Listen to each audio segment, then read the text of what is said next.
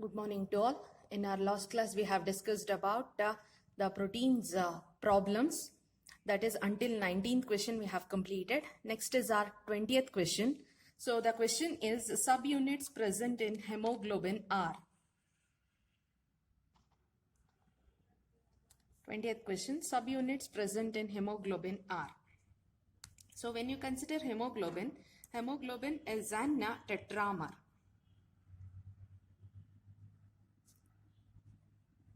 Hemoglobin is an tetramer. That means that it consists of four subunits. In that, two are alpha subunits and the remaining two are beta subunits.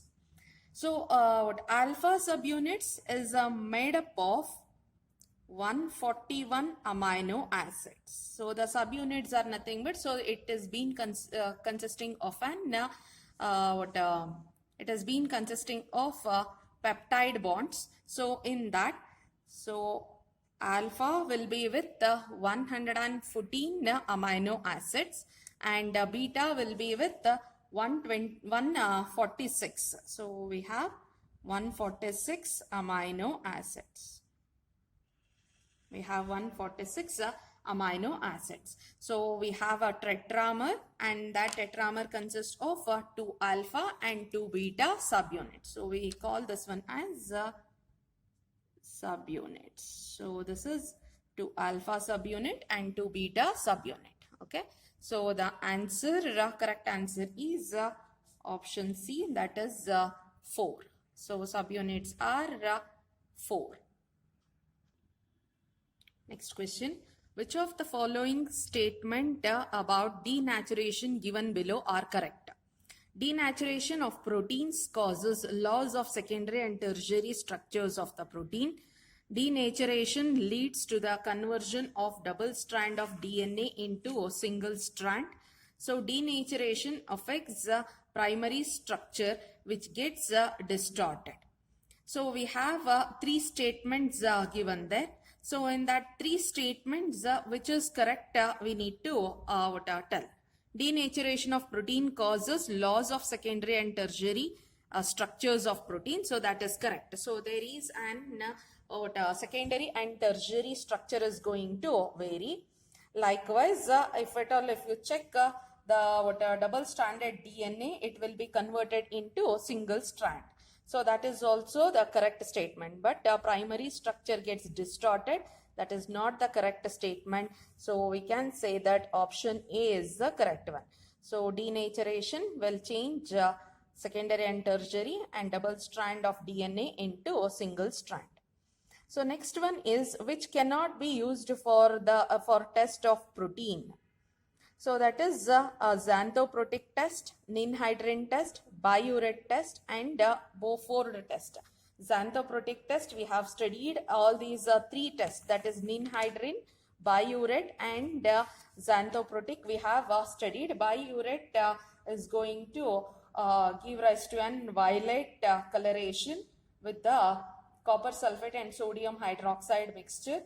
Xanthoprotic is protein with the concentrated HNO3 will give rise to orange coloration, and this happens due to nitration of benzene only. Next one is ninhydrin and it is red, blue or purple, or even you'll get yellow also. So that is based upon the compounds we have.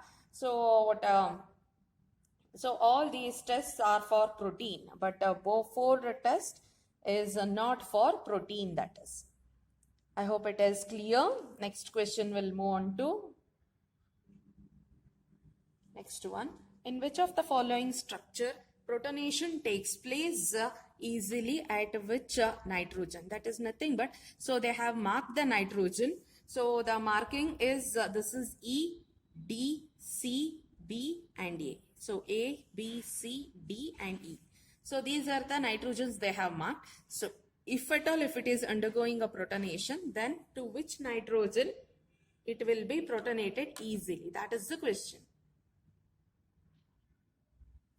So protonation we were discussing next. So observe here, in nitrogen, So this nitrogen, 2 bonds, one with the hydrogen. That means that it has a lone pair. Observe properly. So nitrogen with the 3 bonds, it will be having one lone pair. Likewise here nitrogen 2 plus 1 3. Then this nitrogen is also with the one lone pair is present.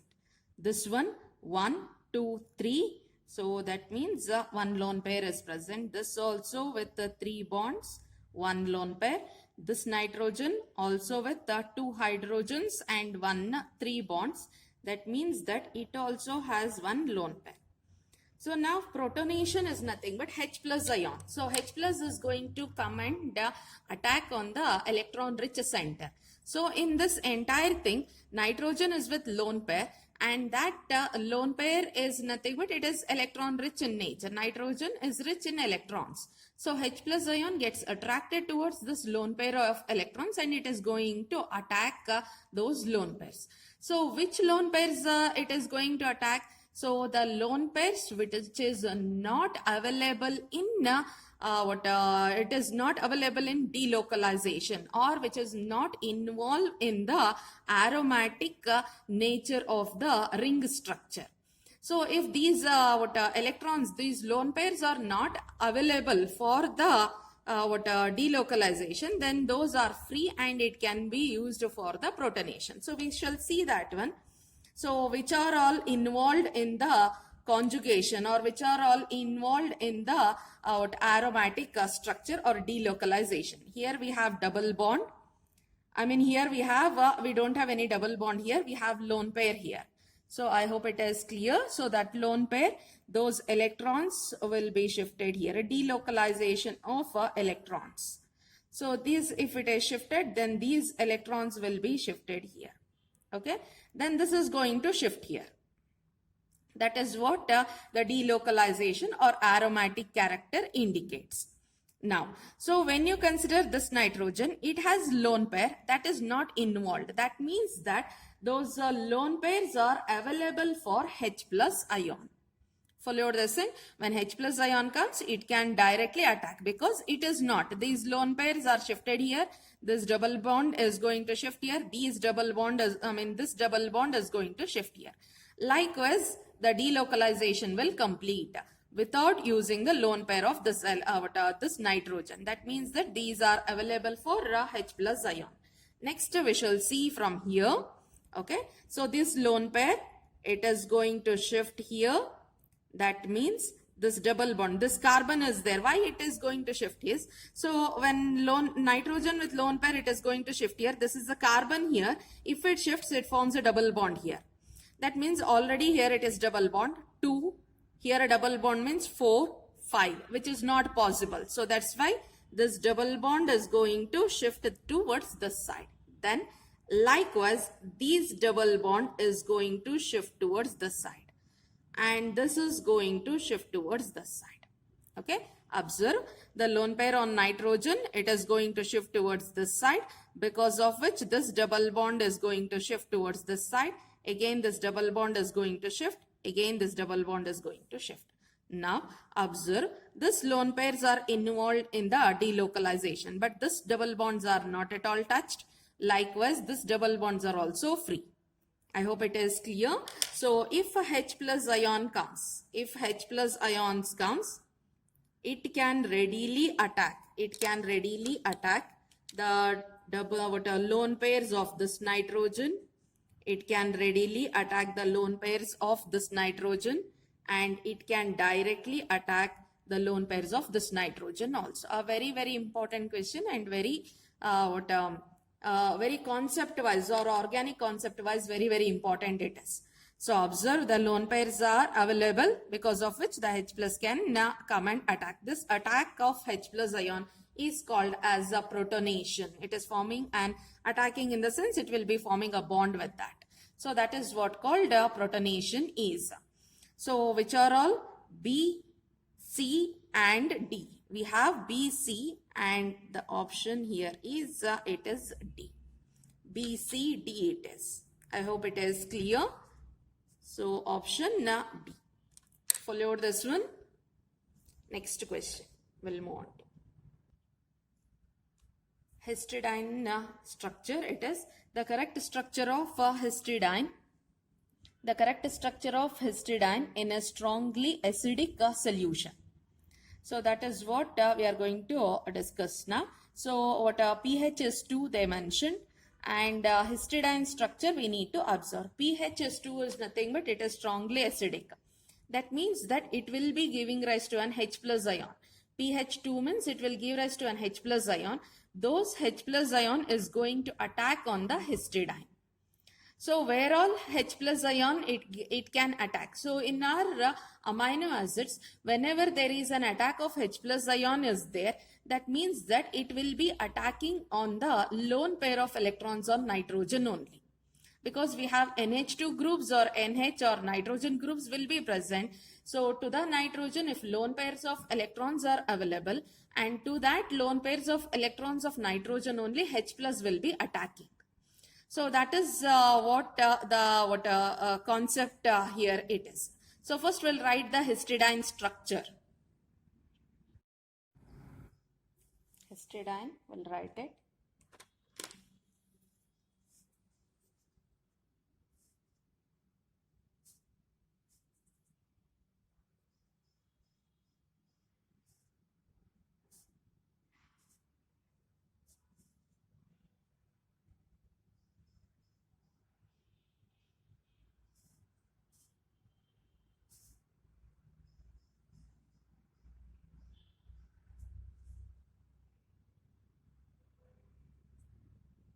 We have CH2 group here.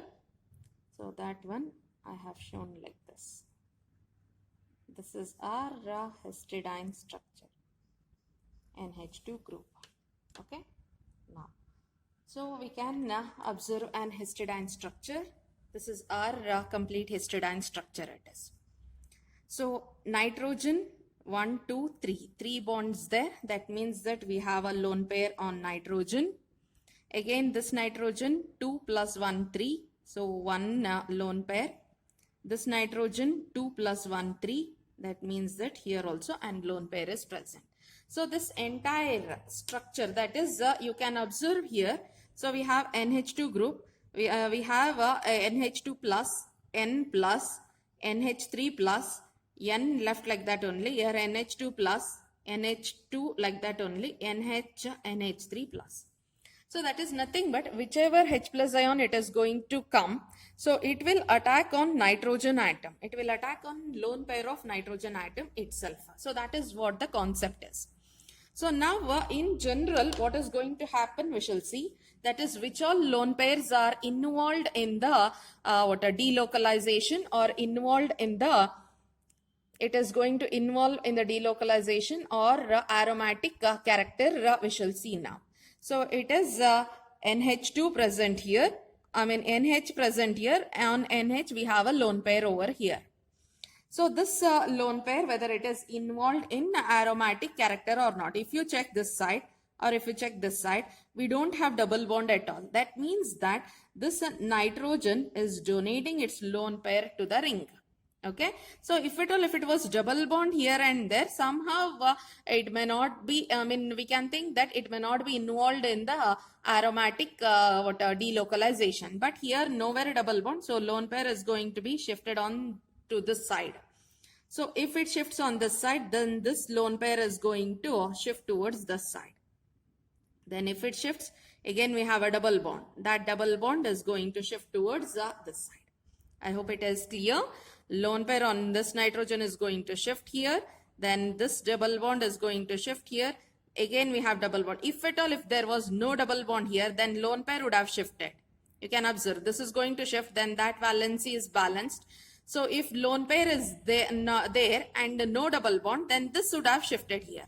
But here double bond is already there, then that double bond is going to shift towards this side. That means that this N, whatever is there in the ring, this lone pair is not involved in the delocalization. Likewise, you can observe here, this nitrogen is also with the lone pair. That is also is not going to available for delocalization. That is also freely available there. That means that, so the nitrogen, this one and this nitrogen, these two nitrogen, whatever is there, they are freely available.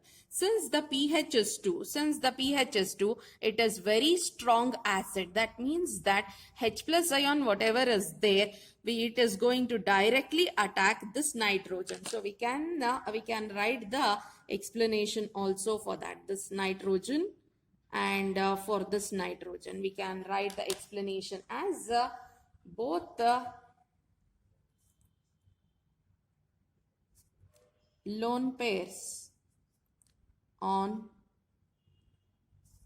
both the nitrogen are available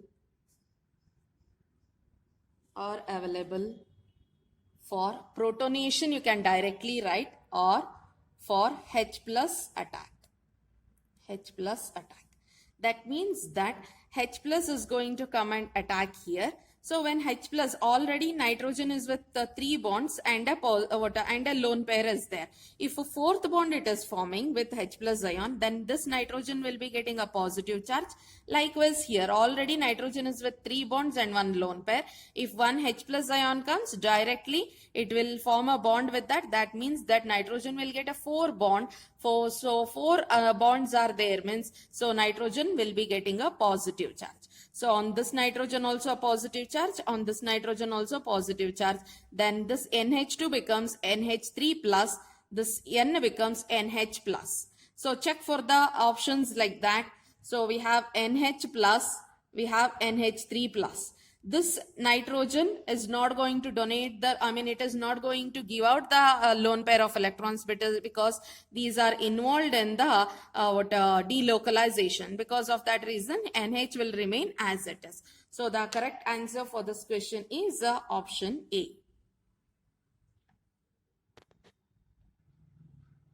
This is an important type of question. Observe properly. Arrange the following amino acids in order of their pKa order: lysine, aspartic acid, arginine, glycine. So we shall first we'll write the structures of this one, and then pKa value. So when you consider a pKa value or acidic nature, so first you need to know the nature of those amino acids first. So that's why first we'll write lysine there. So we have NH2 group. This is our amino acid general basic form. Then lysine is with the CH2 4 times, and that is being attached to NH2 group. Okay. Next one, aspartic acid will take. So it is NH2 CH, COOH we have, and that is being attached to CH2 COOH. Okay.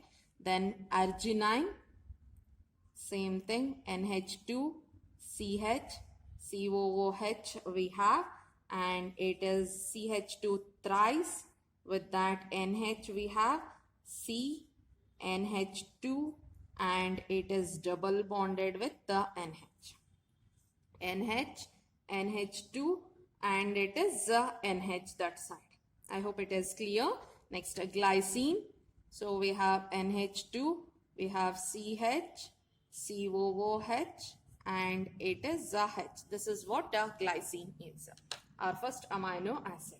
Now, so observe the amino acidic structures and tell whether it is acidic or basic in nature. So we can go through the structures now. So acidic nature is due to COOH group and basic nature is due to NH2 group.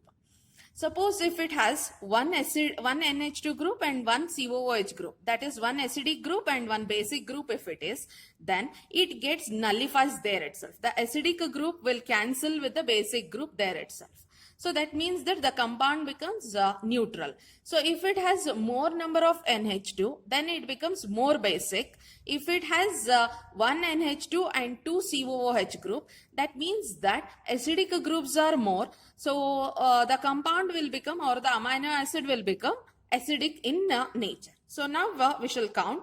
We have one COOH group and two NH2 groups are there. That means that it is basic in nature. Okay. Now, so we have one NH2, one COOH. It gets cancels with one another.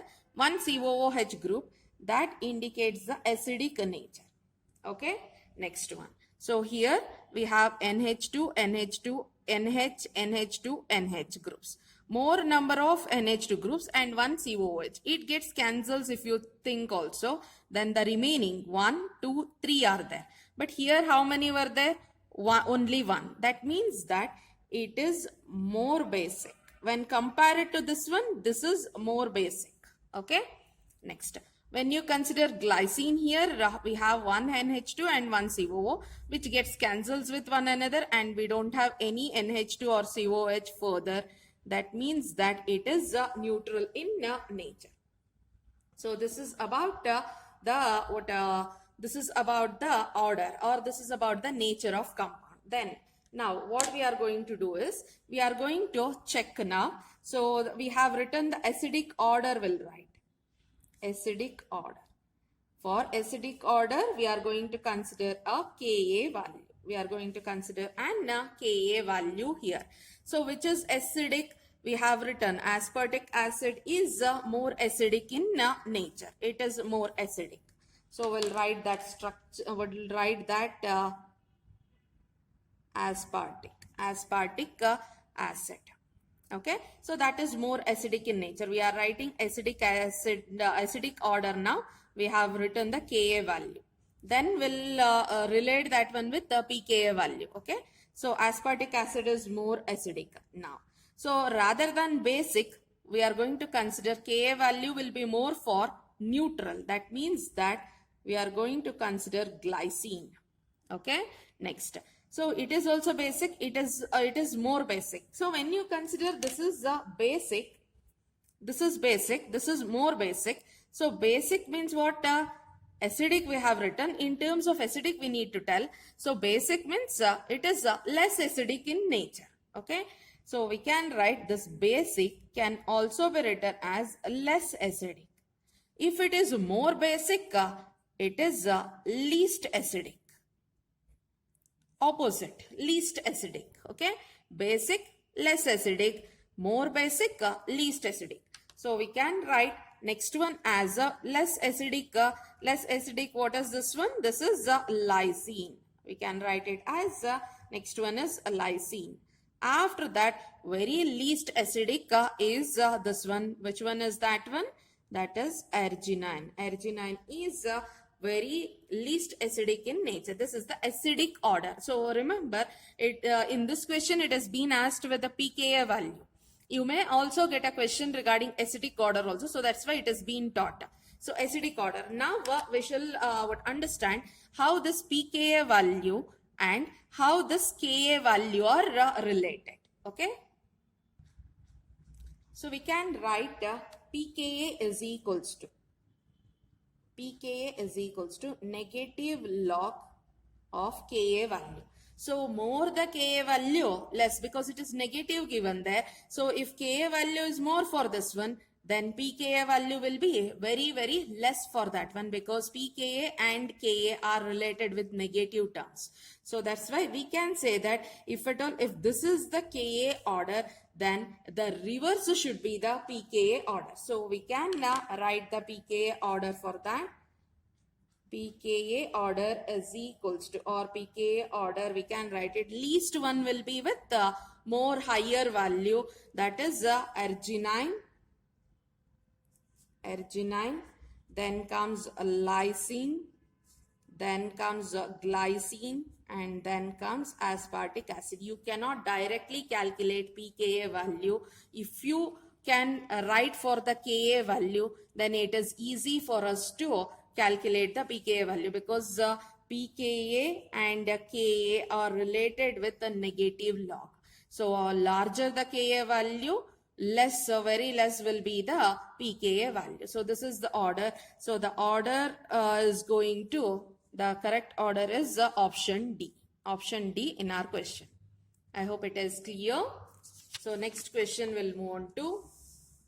Next question is which of the following is generally water insoluble in nature?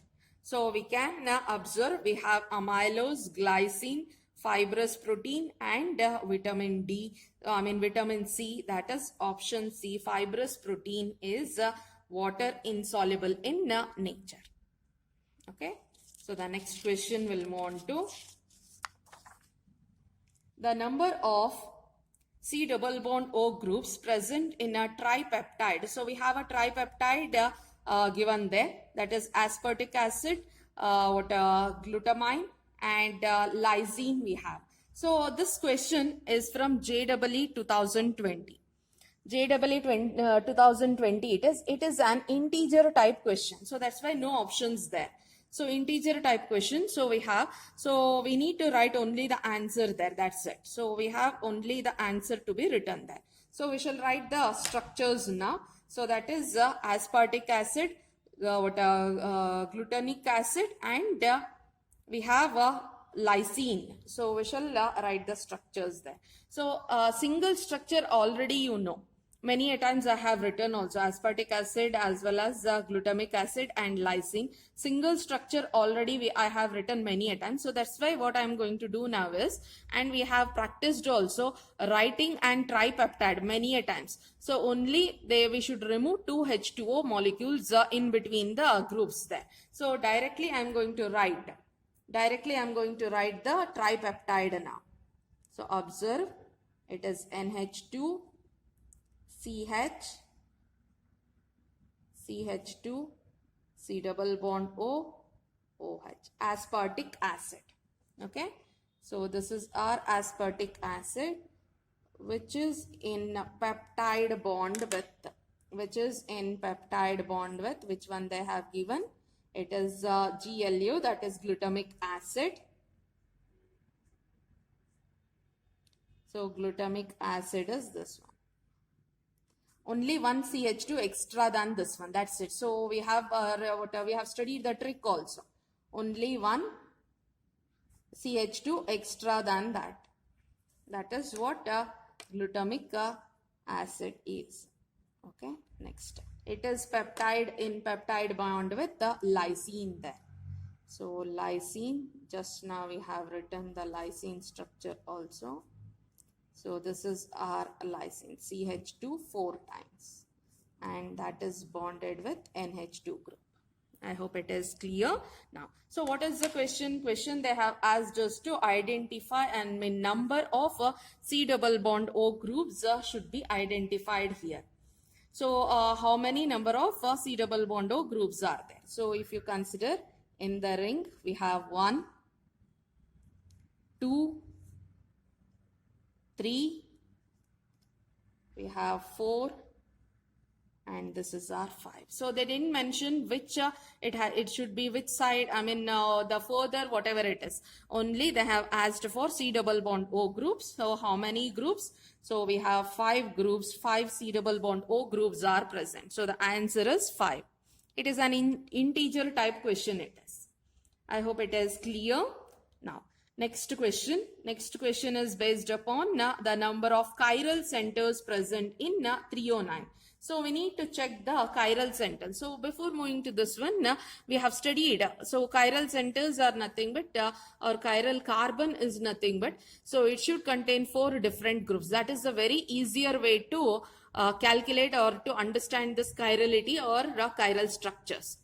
So that is, it should contain 4 different groups. The carbon should contain 4 different groups. So first I'll write 309. It is NH2. We have CH and we have C double bond OH.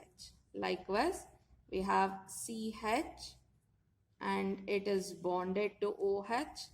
With that, it is with the CH3 group. This is our 309. This is the structure of 309 it is. So now now you just understand C double bond O group. We have C double bond O group is there.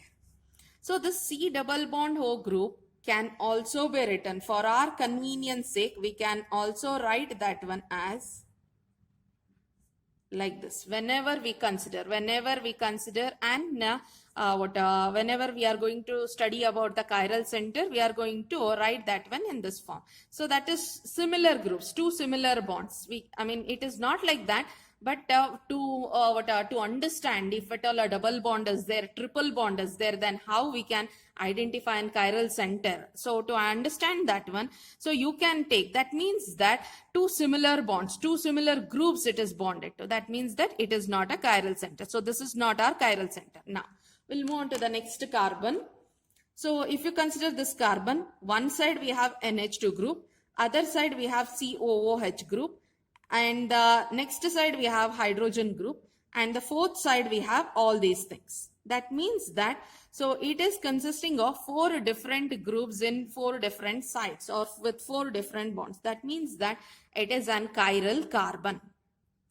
Likewise, when you consider this one, so here it is CH3 group, OH, to one side we have hydrogen, to the other side we have all these things. That means that this carbon is also an chiral carbon. So total how many chiral carbons are present? We cannot consider this one because that carbon is consisting of 3 same bonds with the 3 same similar hydrogens. That means that we have 2 chiral carbons. It is also an integer type question. I hope it is clear.